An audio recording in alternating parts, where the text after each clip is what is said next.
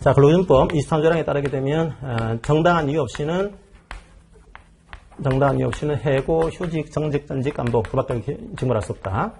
쭉 나오죠, 그죠? 자, 이제 인사의 문제하고 이제 징계 문제가 나와요. 그래서 여러분들이 이제 해고의 문제를 뺀 나머지 인사의 문제. 징계도 약간 다르게 했습니다, 징계도. 그래서 인사권의 문제에 대해서는 딴 건 없고요. 인사권은 우리 판례 입장이 이렇게 봐요. 원칙적으로 넓은 재량, 사용자의 거의 이 고유권이라는 표현 자체가 잘 안 쓰는데 이제 학자들이 싫어하는 표현인데요. 거의 고유권이다 이렇게 보고 있는 거죠. 그래서 우리 판례에서는 이 상당한 재량을 인정해 놓습니다. 자, 하지만 상당한 재량을 인정한다고 하더라도 이게 권리남용이 되면 안 된다. 혹은 금기법 23조랑 위반. 자, 여기 되면은 이제 안 되는 거다. 이런 표현을 쓰고 있습니다. 그래서 인사권의 문제는 상당한 재량이 있다 보니까, 상당한 재량이 있다고 하더라도 요게 되면 안 되는 거니까, 요게 어떻게 판단할 거냐. 이게 이제 주로 판례 문제예요. 너무 오버했다. 그 케이스가 어떤 케이스일까. 요게 대한 판례가 주로 나오게 됩니다. 첫 번째가 전직이에요. 자, 전직은 두 가지로 나누셔야 됩니다. 전직은 근로계약에서 직종과 근무지가 특정되어 있어요. 그런 경우에는 그러니까 당신의 근무지는 서울입니다. 이렇게 합의한 거죠. 이거 바꾸려면은 근로자 동의해야 됩니다. 이걸로 동의해야 되고요. 두 번째, 여기에 근무지나 직종이 특정이 안 돼 있어요. 자, 어디입니다라고 딱 안 나와 있는 거죠. 자, 그런 경우에는 권리남용에 대한 판단 기준이 세 가지입니다. 하나가 업무상의 필요성과 그다음 두 번째가 생활상 불이익을 비교 결정합니다. 업무상 필요성이 큰지 생활상 불이익이 큰지 비교 결정하고요. 그다음 업무상 필요성에 대한 판단 기준은 두 가지예요. 업무 배치 변경의 필요성. 과연 이 인원 배치를 바꿔야 되는 거냐, 이게 인원 배치를.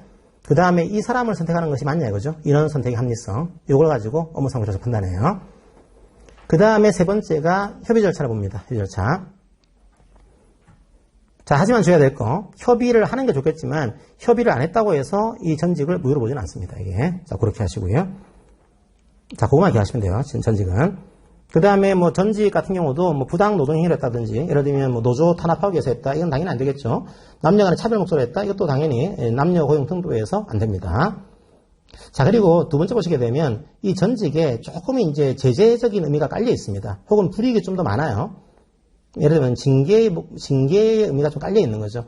그렇다고 하더라도 징계로 안 돼 있으면은 이거는 전직이다 이렇게 보고 있습니다. 왜냐하면 징계 같은 경우는 징계 절차를 거쳐야 되거든요. 징계위원회. 하지만 징계로 안 돼 있으면 전직은 그런 거 필요 없습니다. 쉽게 할 수 있는 거죠, 이게. 자, 그 다음에 23조 1항의 통일적인 내용입니다. 만약에 23조 1항을 위반해서 부당한 전직, 부당한 휴직, 부당한 뭐 해고, 부당한 감봉을 했어요. 그때 23조 1항 위반 자체에 대한 벌칙은 없습니다. 나중에 보겠지만 확정된 명령을 따르지 않았을 경우에 벌칙은 있어요. 하지만 23조 1항 위반 그 자체에 대한 벌칙은 없습니다. 없고 노동위원회 구제를 신청할 수도 있고요. 부당 해고 구제 신청 이런 식으로 법원에 소를 제기할 수 있어요. 예를 들면 부당 해고 무효 확인해서 전직 무효 확인해서 이런 식으로 소를 제기할 수도 있고, 그다음 사법적으로도 부당하게 전직을 하게 되면 무효가 됩니다. 이건 모든 23조 1항에 다 걸리는 문제예요. 일단 벌칙이 없다라고 하는 거 중요합니다. 기억하시고요. 그 다음에 전출과 전적이 있습니다. 전출은 잠깐 다른 회사로 파견을 했다가 돌아오게 하는 겁니다. 이게 전출이죠. 잠깐은 사용자가 바뀌는 거예요. 다른 데 간 거니까. 그래서 근로자의 동의가 필요합니다. 필요한데 뭐 거의 이거는 뭐 판례도 없고요. 중요하지 않습니다. 자, 작년도 2차 문제가 이거였죠. 파견법상의 파견과의 비교가 있는데 요거는 일단 혹시 모르니까 그래도 1차에서도 여기가 파견 같은 경우에 여기가 파견 근로자가 있고 여기가 파견 사업주가 있겠죠. 파견 사업주, 여기가 사용 사업주가 있습니다. 사용 사업주. 여기가 고용을 했고 여기가 사용을 하고 있어요. 지휘 감독을 하고 있는 거죠. 자, 그런 경우에 이게 불법 파견이 되게 되면 이 사용 사업주가 파견 근로자를 고용도 해야 됩니다. 직접 고용을 받는 거죠. 여기서 이 불법 파견의 대표적인 케이스가 이 사람이 허가받지 않은 거예요. 또 하나의 케이스가요. 그러니까 원래 파견 사업주는 허가받아야지만 할 수 있습니다. 그런데 전출은 뭔가 하면은 여기가 전출 근로자가 있습니다. 근로자가 있고요. 근로자를 고용한 원기업이 있어요. 원기업이 있고 여기가 전출기업이 있습니다. 여기가 SKT, 여기가 SK텔레콤의 자회사 고용을 하고 있었고 사용도 하고 있었습니다. 근데 여기에 파견을 보냈어요. SKT에서 이제 어떤 사업을 하려고 여기 전문가들을 좀 파견을 받은 거죠. 그래서 나중에 이제 사람들이 나를 사용하고 있는 거 아니냐, SKT가. 그러면 고용과 사용이 분리된 이게 파견 아니냐. 파견하기 위해서는 허가받아야 되는데 허가받지 않았으니까 불법이다. 따라서 SKT가 나를 고용해야 됩니다. 이걸 주장을 했습니다. 이제 전출과 파견이 유사한 거거든요. 그래서 요거는 파견법상의 직접 고용 의무 이걸 적용을 해야 되는 거 아닙니까? 라고 했더니 그렇지 않고 원기업이 파견 사업주가 된다는 거죠. 즉 파견의 목적이 있어야 된다. 파견을 계속해야 되고 파견을 영업을 해야 되고 근데 원기업이 파견으로 벌어먹고 사는 그런 기업이 아니에요. 그래서 이건 파견이 아니기 때문에 요거는 파견법상의 직접 고용 의무를 부과하지 않겠습니다. 이게 판례 입장이었습니다. 그래서 파견 행위의 계속성, 반복성, 영업성이 있어야 되는데 이 원기업은 파견을 목적으로 한 그런 회사는 아닌 거죠. 자기 독자적인 사업이 있는 겁니다. 이게. 자, 그럼 전적이 있어요. 전적은 아예 적을 바꾸는 거죠. 아예 우리 회사는 끝내고 원기업과의 관계를 근로자가 끝내고 새로운 기업으로 전적을 하는 거예요. 이제. 따라서 요 전적을 하기 위해서는 반드시 근로자가 동일해야 됩니다. 동일해야 되는데 만약에 우리 회사가 그룹사다는 경우에는 이제 포괄적 동의도 인정해주고 있고요. 관행도 인정해주고 있습니다. 이게 그룹사인 경우에 그냥 그룹사인 경우에 그러니까 복수기업이라고 하더라도 특정을 할 수 있고요. 그러니까 들어올 때 당신이 A 기업, B 기업 갈 수도 있다. 미리 합의하는 거죠. 미리 합의한 것도 특정되어 있으면 가능하다는 거고요. 그 다음에 기본적인 근무 조건은 명시해야 됩니다. 당신이 이 회사 가게 되면은 업무를 이걸 맡을 겁니다. 요거를 명시해가지고 사전에 동의한 것 이것도 인정해주겠다. 그렇게 하고 있고요. 관행은 우리 회사가 그룹 계열사인데 뭐 우리가 예를 들면 LG 뭐 A 계열사에서 B 계열사로 간다. 이런 관행이 있습니다. 관행의 법원성이 인정할 만한 즉 관행의 규범성을 인정할 수 있다. 그러면은 관행을 통해서도 전적 명령을 내릴 수는 있습니다. 단지 관행이 근로계약 내용을 이루고 있다고 볼 정도로 규범력이 있어야 돼요. 자, 그렇지 않을 경우에는 안 되고요. 자, 휴직이 있습니다. 자, 휴직은 이제 상당 기간에 걸쳐가지고 직무를 이제 하지 않는 거죠, 이게. 자, 그게 휴직인데 정당한 이유가 있어야 돼요. 자, 그러면 휴직을 왜 할까요? 오랜 기간 동안 근무를 할 수 없거나 하는 것이 적당하지 않아야 돼요. 그 경우에 휴직은 정당한 이유가 있습니다. 즉, 아무리 이제 휴직을 했는데 이 근로자 충분히 일을 할 수 있어요? 그러면 휴직은 정당하지 않습니다. 상당 기간 거쳐가지고 근로제공을 못한다. 혹은 근로제공하는 것이 매우 적당하지 않다. 이런 경우에만 휴직은 정당한 이유가 있습니다. 그렇게 하시고요. 그 다음에 이것도 약간 어려운 문제긴 한데 1번의 두 번째 이 휴직을 개인적으로 한 게 아니고 회사가 힘들어가지고 경영상 필요에 따른 휴직을 한 겁니다. 그런 경우에는 정리해고의 정당한 이유를 좀 끌어드립니다. 이게 경영상 필요에 따른 휴직 명령은 어떻게 보는가 하면 첫 번째가 경영상의 필요성. 그러니까 내가 힘든 게 아니고 회사가 힘들어가지고 저를 휴직을 시킨 거죠. 이런 경우에는 경영상의 필요성, 그 다음에 근로자가 받게 될 신분상, 경영상의 불이익을 비교하고요. 마치 이제 정리해고가 긴박한 경영상 필요가 있어야 되는 것처럼 휴직도 이런 휴직은 경영상 필요성, 근로자의 불이익, 그 다음에 선정 기준의 합리성, 왜 내가 휴직을 해야 되는 거냐, 그죠? 그 다음에 노조와의 협의, 요걸 했는지를 고려해가지고 휴직 명령의 정당한지 찾아보겠다. 이렇게 경영상 필요에 따른 휴직은 좀 다른 맥락을 가지고서 판단하고 있습니다. 자, 그렇게 하시고요. 그 다음에 직위해제, 대기발령. 자, 그 다음에 직위해제나 대기발령은 뭔가 하면은 주의해야 될 게 직위해제는 항상 주의해야 될 게 두 가지를 이제 멀리 간 첫 번째가 이걸 얘기해요. 직위해제는 과거의 행위에 대한 벌이 아닙니다. 과거의 위법 행위에 대한 비행에 대한 벌이 아닌 거죠. 이게 징계죠. 이게 아니고 이제 직위해제는요 장래 예방이에요. 장래 올 수 있는 업무를 예방하기 위한 차원의 그런 잠정 조치입니다. 그래서 요거는 징계가 아니라는 거 이해하시고요. 그 다음에 직위해제는 이게 뭔가 하면 잠정 조치입니다. 잠정 조치. 오래가는 조치가 아니에요. 당장 오랫동안 하는 게 확정 조치가 아니고 이런 것 때문에 당장은 못하지만 이 사람이 간에 죄를 지은 거 맞아? 잠깐 기다려보자. 이게 직위해제예요. 근데 확정이 된 겁니다. 그때는 이제 휴직을 명하든지 해고를 해야 되는 거죠. 그래서 이게 잠정 좋다 보니까 이게 너무 오랫동안 이어지게 되면요. 오랜 기간 동안 이어지게 되면 요거는 무효가 됩니다. 즉 이제 상당 기간 동안에 직무를 할 수 없다거나 이렇지 않은데도 직위해제를 유지합니다. 유지하게 되면 이게 잠깐 해야 되는 조치인데 너무 오랫동안 이어져야겠다. 그러면 이 직위해제는 무효가 될 수도 있다고 하는 거 그렇게 이해하시면 되겠습니다. 그래서 첫 번째 직위해제는 징계하고는 다르다고 하는 거 이해하시고요. 대기발령 이후에 당연퇴직을 합니다. 그건 해고화돼요. 그러니까 원래 우리가 근로관이 끝나는 케이스는 세 가지가 있었죠. 종료되는 케이스는 근로자에 따른 사직, 그 다음에 자동으로 끝나는 케이스, 그 다음에 해고가 됩니다. 이 세 가지밖에 없어요. 종료되는 케이스는. 근데 대기발령했다가 얼마 기간 동안 대기발령 사유가 해소가 안 되면은 당연 퇴직합니다. 이 조항은 요게 됩니다. 해고가요. 왜냐하면 이게 아니고 이게 아니에요. 그래서 당연 퇴직은 해고의 정당한 이유가 있어야지만 할 수 있다고 하는 거. 자, 그렇게 이해하시면 되겠습니다. 자, 그 다음에, 이제, 그 사용자가요, 역시 경영상 필요에 따른 휴직이나 대개발령을 했어요. 자, 그거는 우리 판례에서는 휴업으로 합니다. 휴업으로. 사용자 귀책에 따른 휴업. 따라서 경영상 필요에 따른 대개발령이나 휴직에 대해서는 휴업수당을 지급해야 됩니다. 일종의 휴업으로 보는 거죠. 그 다음에 말씀드린 대로, 디계제는 잠정수시다 보니까 부당하게 장기간 동안 유지하게 되면 이유가 없어요. 이거 무효가 됩니다. 잠정수신 거죠. 너무 오랫동안 대개발령 유지하게 되면은 정당한 이유가 없다. 이게 우리 판례 입장. 인사업과 임금차별은 일단 넘어가겠습니다. 이거는 뭐 그냥 읽어보시고 안 나올 가능성이 커요. 우리가 읽어보시고요. 그 다음에 징계를 보겠습니다. 징계에 대해서는 여러분들이 그냥 내용 자체는 카테고리는 단순해요. 징계가 정당해지기 위해서는 우리 판례가 세 가지 보고 있습니다.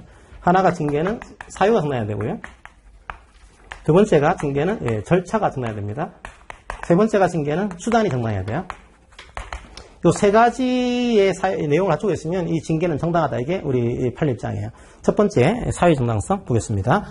자, 양가로 1번. 사유는 근거가 있어야 돼요. 이게 벌이거든요. 벌이 있다 보니까 항상 근거가 있어야 돼요. 지역규칙이나 단체협약에 사유가 있어야 되고요. 기본적으로. 그래서 지역규칙에서 새로운 해고 사유를 규정할 수 있습니다. 하지만 징계 사유가 상호 저촉이 되거나 단협상에 징계 배제적인 있는 경우는 단협만으로 징계할 수 있습니다. 그러니까 이런 거죠. 지역규칙에 이게 근거가 있어야 되는데 이게 지역규칙이에요. 근데 지역규칙이 있고 단협이 있는 겁니다. 단협상의 징계 사유가 1, 2, 3인데 4번 사유를 추가한 거예요. 지역규칙에서. 가능하냐 이거죠. 4번 사유를 징계하는 것이 단협이 없지만 원칙은 가능하다. 자, 왜냐하면 징계의 근거가 지역규칙이에요. 추가하는 게 가능합니다. 하지만 예외적으로요. 단협상으로 막아두고 있는 거죠. 이게. 그래서 상호 저촉이 된다. 이 내용이 충돌하는 거예요. 무단격은 뭐 5일, 여기는 7일이다. 그러면 저촉이 되는 거죠. 그러면 단협이 규범적인 효력이 있습니다. 따라서 징계가 안 되고요. 그 다음에 단협상으로 징계 배제 조항을 두고 있는 거예요. 그래서 단협의 사유 이외의 사유로서는 징계할 수 없다. 이런 조항을 두는 겁니다. 그럼 4번 사유는 단협이 없는 사유인 거죠. 이걸 가지고 징계하는 것은 단협의 기본적 효력에 어긋나는 겁니다. 그래서 이런 징계 배제 조항, 요걸 두고 있는 경우에도 4번 추가로 징계하는 것은 안 됩니다. 원칙은 가능한데 이 두 가지인 경우에는 단협만으로만 징계할 수 있다고 하는 거. 자, 그렇게 하시고요. 그 다음 문제들은 다 이겁니다. 이제 요 사유가 근거는 당연히 있어야 되고요. 그 다음에 근거가 있다고 하더라도 정당하냐 판단을 해야 돼요. 정당성. 판단의 근거는 다양합니다. 그래서 여러분들이 이건 다 2차 문제 보죠. 1차에서는 그냥 지문으로 나오겠죠. 이런 경우에 과연 징계는 정당한 거야? 이런 경우에 징계는 정당한 거야? 어떻게 판단하는 거야? 이 정당성이 우리 법에서는 그냥 정당한 이유가 있어야 된다. 이것밖에 없어요. 그러니까 이거에 대한 판단 기준이 없습니다. 없다 보니까 판단 기준을 법원이 제시하고 있어요. 그걸 한번 단편적으로 보도록 하겠습니다. 첫 번째, 심할서 제출명했습니다. 심할서 제출을 따르지 않았다? 예, 징계할 수 있어요. 하지만 이 심할서가 사건의 경위를 보고하는 게 아니고 사제문이나 반성문을 의미한다. 이때는 이 심할서 명령은 부당합니다. 심할서는 반성문이 아니에요. 이건 양심의 합을 침해하는 겁니다. 따라서 이 명령을 따르지 않았다고 해서 징계하는 것은 정당한 징계가 아닙니다. 그 다음에 노동조합 내부 문제는 원래 징계 대상이 아니에요. 그런데 노조 내부 문제라고 하더라도 이것 때문에 회사가 손실을 봤다. 이런 경우에는 징계할 수 있습니다. 세 번째, 사생활상의 비행. 사생활상의 비행은 회사가 징계하는 게 아니에요. 국가가 징계하는 거죠. 국가가 형벌을 내는 겁니다. 하지만 사생활상의 비행이라고 하더라도 사업과 관련돼 있다. 혹은 기업의 평가를 훼손할 염려가 있다. 이런 경우에는 사생활의 비행도 징계하는 것은 가능합니다. 원칙은 안 되지만 이런 경우에는 가능하다는 거죠. 그때 평가를 훼손하는 것은 뭐 반드시 이 업무 저해를 해야 되는 거냐, 불이익이 발생해야 되는 거냐, 그렇지는 않다. 이게 평가가 진짜 안 좋아졌다. 이렇게 되면 징계하는 것이 가능하다. 이 논리고요. 그 다음에 이 근로자가 학력이나 경력을 허위기재했습니다. 이 경우에는 판단은 어떻게 한다고 그랬죠? 자, 이 학력이나 경력 허위기재는 고용 당시 허위기재한 거죠. 자, 고용 당시만 보는 게 아니고 고용 이후에 해고할 때까지 요 사정을 함께 고려하겠다. 고용 당시와 고용 이후 해고할 때까지 사정을 함께 고려해서 사회통념상 고용노예를 할 수가 없다. 이게 되는지를 판단하겠습니다. 과거에는 이제 고용 당시만 왔거든요. 이제 허위기재했으니까 무조건 해고 정당해 이거였지만 지금 판례 입장은 고용 이후의 사정도 함께 고려해서 해고에 정당한 이유가 있는지를 판단하겠습니다. 이게 판례 입장에 되어 있습니다. 자, 그 다음에 이제 밑에 판례는 약간 뭐 특이한 판례긴 한데 해고하지 말고 만약에 학력을 허위기재하거나 경력을 허위기재하면 그냥 발각되게 되면 바로 그냥 이 계약을 취소하면 안 될까 이거죠. 민법상의 의사표시자를 끌어들여가지고 계약 취소는 안 될까 했더니 그것도 가능하다는 거예요. 계약 취소는 가능하다. 문제는요. 계약 취소의 소급표는 인정하지 않습니다. 원래 취소라고 하는 것은 유동적 이게 유예 상태예요. 그래서 원래는 이게 취소하게 되면 소급적으로 무효가 됩니다. 하지만 요 경우에 취소는요, 계약 이미 일하고 돈 받아온 상태를 무효로 돌릴 수가 없는 거예요. 그래서 취소한 이유로만, 장래효만 인정이 되겠다. 그러니까 취소의 그런 효력을 조금 이제 근로계약에서는 제한적으로 인정하겠다는 거죠. 이게 민법의 내용들을 약간 수정하고 있는 겁니다. 자, 그 다음에 유죄 판결을 받았어요. 형사적으로. 그때 두 가지가 있습니다. 하나가 당연퇴직한다는 케이스가 있고요. 또 한 가지가 징계예고한다는 케이스가 있어요. 이 두 가지는 약간 다릅니다. 좀 어려운 케이스가 있는데 이렇게 하세요. 만약에 유죄 판결 받았습니다. 유죄 판결. 이 경우에 해고한다. 당연퇴직. 이거 뭐라고 했죠? 해고. 근데 이거는요, 징계예고 아니고 통상해고입니다. 통상해고. 통상해고는 계약상의 의무를 수행 못하기 때문에 하는 해고가 통상해고예요. 벌이 아닌 거죠, 이게. 따라서 당연퇴직은 이게 반드시 이제 실형이 필요하고요. 신체 구속이 돼야 되는 겁니다. 일을 못하니까 하는 해고니까. 자, 하지만 이게 반드시 확정 판결일 필요는 없어요. 그냥 죄를 위한 해고가 아니고 계약상 의무를 수행 못하니까 오랜 동안 구속되어 있으면 일을 못하네요. 그러니까 해고하겠습니다. 이게 통상해고예요. 그래서 이런 경우에는 확정 판결이 필요하지 않습니다. 하지만 이게 징계해고다. 징계해고는 이 죄에 대한 해고예요. 실제로는 이게. 이 죄가 심각하네. 이걸 가지고 해고하는 겁니다. 따라서 이게 설사 실형이 안 나왔더라도 해고할 수 있습니다. 뭐 집행유예가 나왔다고 하더라도, 뭐 벌금이 나왔다고 하더라도, 야, 이 회사에 돈을 횡령했다. 이건 도저히 안 되는 거 아니냐, 그죠? 그래서 구속이 안 되도록 한 게 없어요, 이거는요. 그 다음에 근데 이거는 중요한 것이 죄를 이유로 한 해고입니다. 따라서 이건 확정 판결을 보통 의미합니다. 왜 그럴까요? 이게 무죄 추정 원칙 때문에 그래요. 죄를 이유로 한 해고다 보니까 아직 확정 판결이 안 됐으면은 이 죄가 확정이 안 되는 겁니다. 그래서 무죄 추정 원칙 때문에 이때의 판결은 확정 판결을 보통 의미한다고 하는 것, 그렇게 이해하시면 되겠습니다. 약간 어려운 내용이긴 한데 그렇게 하시고요. 그 다음에 이제 맨 밑에 판례는 최근 판례입니다. 노동위원회의 구제명령을 이행하지 않은 채 명령에 반하는 업무 지시를 거부한 행위를 징계사유에서 징계해고 처분하는 것은 원칙적으로 정당하지 않습니다. 무슨 말인가 하면 이제 어떤 대로 A에서 B로 이제 업무를 전직을 이제 명령을 했어요. 그런데 이게 부당 전직에 대한 구제 신청이 되겠습니다. 그래서 부당 전직이 됐어요. 자, 부당 전직 내용이니까 다시 A로 이제 보내야겠죠? 근데 A로 보내지 않고 이 회사가 다시 이 근로자를 C로 보낸 겁니다. 그러다 또 이제 따르지 않았단 말이에요. 이걸 이유로 징계를 했습니다. 그때 이 징계는 정당하지 않다는 거죠. 왜냐하면 노동위원회 구제 신청의 내용이, 명령의 내용이 A로 이제 복귀를 하는 건데, 그걸 이제 안 하고 C로 보낸 겁니다. 이걸 했다고 해서 이제 따르지 않았다고 해서 해고하는 거, 징계하는 거, 이거는 정당하지 않다. 이렇게 여러분들이 이해하시면 되고요.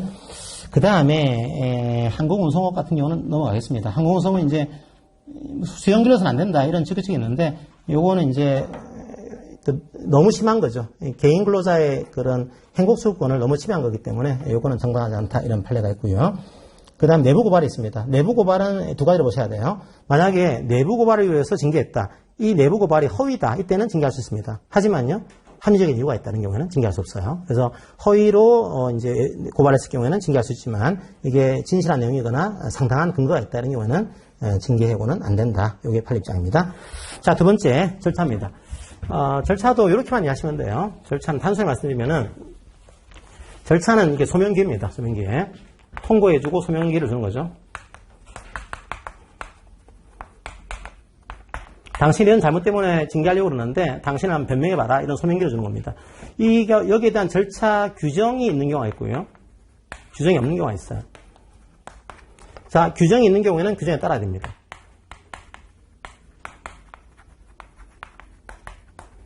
규정이 안 따르면 무효가 돼요. 자, 그런데 규정이 없는 경우에는요, 이거는 이제 소명기를 안 주더라도 관계없다. 이게 우리 판례 입장이에요. 그러니까 규정이 없는 경우에는 굳이 통보해가지고 할 필요 없다. 이게 우리 판례 입장이 있고요.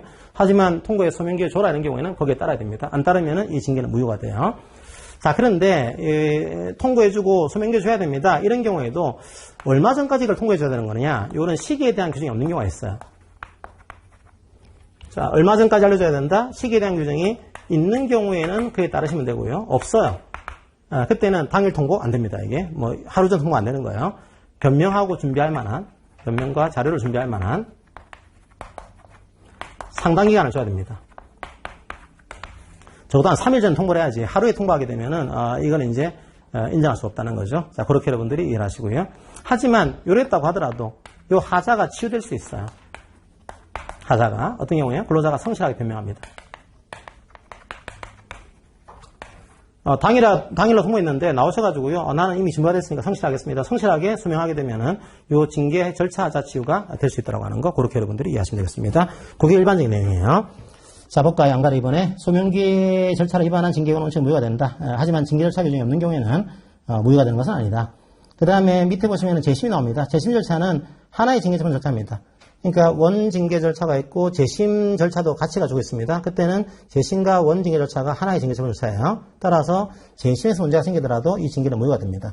그때 원래 징계 처분에서 징계 사유를 삼지 않은 것을 재심에서 추가하는 것은 허용되지 않습니다. 왜냐하면 재심에서 이걸 들어오게 되면은 이 재심에 추가된 사유는 재심기회가 없어요. 따라서 이건 무효가 된다고 하는 거 이해하시고요. 통보 시기는 규정이 있으면 따라야 되고요. 규정이 없는 경우에는 상당 기간을 줘야 됩니다. 자, 하지만 절차자는 치유될 수 있어요. 자, 그 다음에 이 절차 중에 하나가 해고 합의 조항이 있습니다. 단협상으로 징계할 때는 노조랑 합의하자 할 때가 있거든요. 합의를 안 하고 징계했습니다. 그럼 무효가 됩니다. 하지만 노조의 합의권을 노조가 포기하거나 남용했다. 이런 경우는 노조 동의 받지 않고 해고하더라도 해고는 정당하다. 이 판례 입장. 그러니까 해고 합의 조항은 원칙적으로 무효입니다. 맞지 않게 되면. 하지만 노조가 동의권을 남용했거나 포기했다. 그때는 해고할 수 있다. 징계 시효 계산점은 2차도 안 나왔고 1차도 잘 안 나오겠습니다. 근데 워낙 기준이 안 돼가지고 말씀드리면은 보통 공소시효 같은 겁니다. 이게 징계 사유 발생했다고 하더라도 얼마 안에 이제 징계위원회 개최해야 된다 이런 내용이거든요. 그걸 위반하게 되면 그 징계는 무효가 됩니다. 따라서 징계 시효의 계산점은 첫 번째 징계 사유가 생길 때부터 계산합니다. 원칙적으로.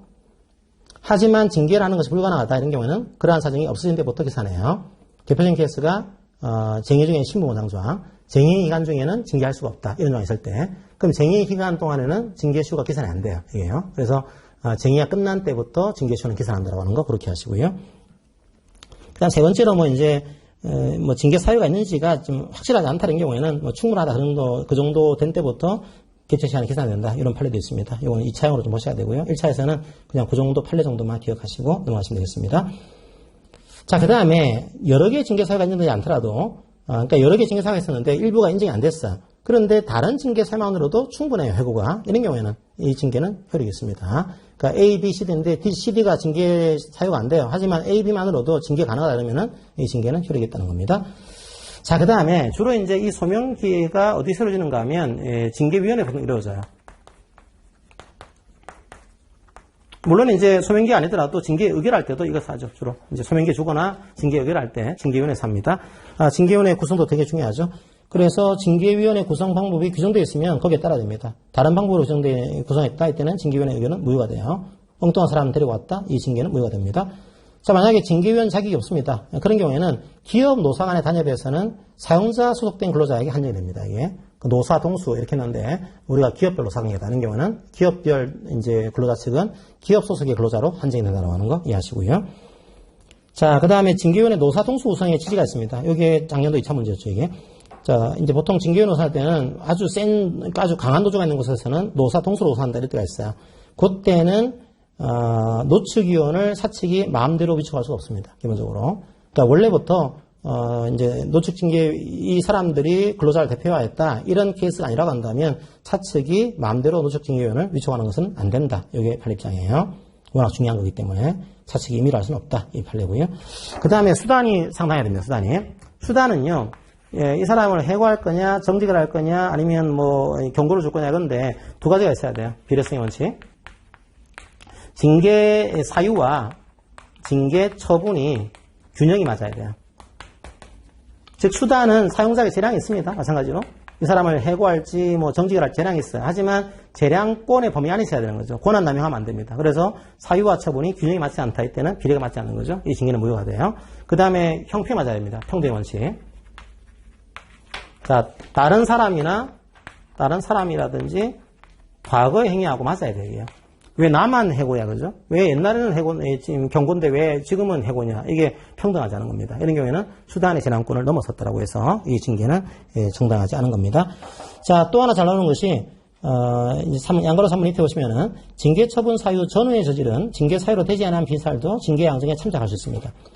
그러니까 원래 이 사람을 해고할지 정직할지는 요 A라는 사유는 징계 사유가 아니에요. 그런데 요 단계에서는 이 사람을 정직까지 때립시다. 왜요? 했더니 이러이런 잘못을 또 했어요.